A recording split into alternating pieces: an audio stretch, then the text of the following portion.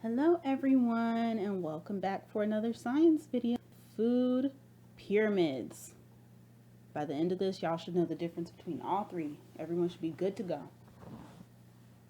So what is a food pyramid? We've talked about food chains, food webs, and now we're on to food pyramids.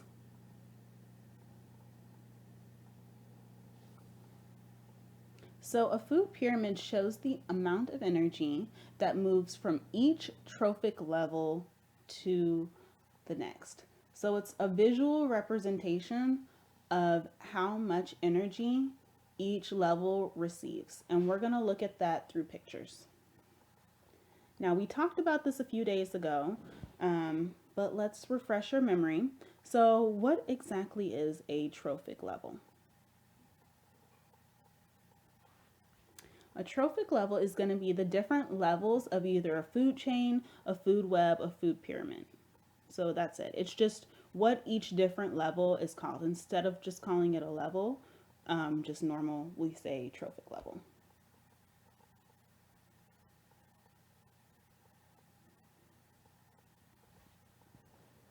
So here I am going to draw my pyramid. So a food pyramid is exactly what it sounds like. It is a pyramid and it's looking at the level of energy that each organism is going to get from the food that they eat.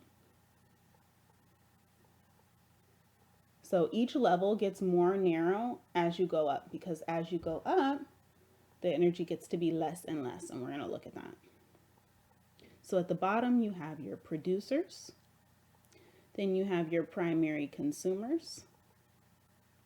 Then you have your secondary consumers. And then you have your tertiary consumers. So I'm drawing arrows to show that we're moving up the pyramid. And then as you go up the pyramid, energy is lost. That means our tertiary consumer is going to get the least amount of energy. So I'm circling it so you guys can remember that. So the tertiary consumers at the top, they get the least amount of energy.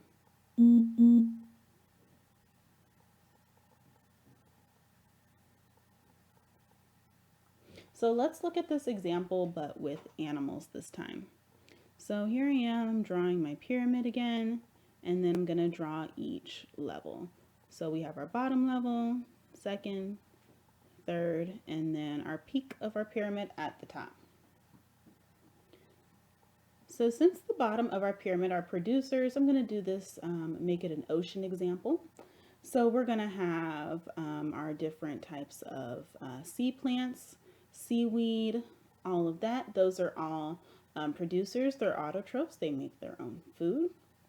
And then our primary consumers are going to be our little bitty fish. They feed on that stuff. That's all that they need.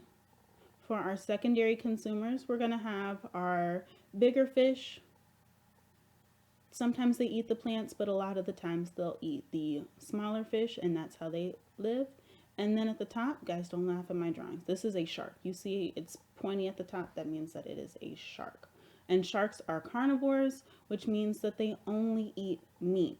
And so that's going to be at the top of the food pyramid.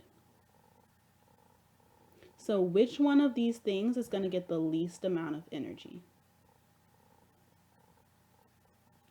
The shark is going to get the least amount of energy. So all of the energy that it could have possibly had, by the time it went through all of those animals and made it to the shark, the energy is way, way, way less. The producers are going to have the most energy down at the bottom. Now, before I tell you guys, could you think, why would they have the most energy? They have the most energy because they make their own food.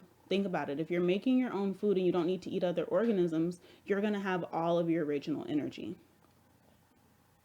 Thank you so much for watching, guys, and I will see you in the next video.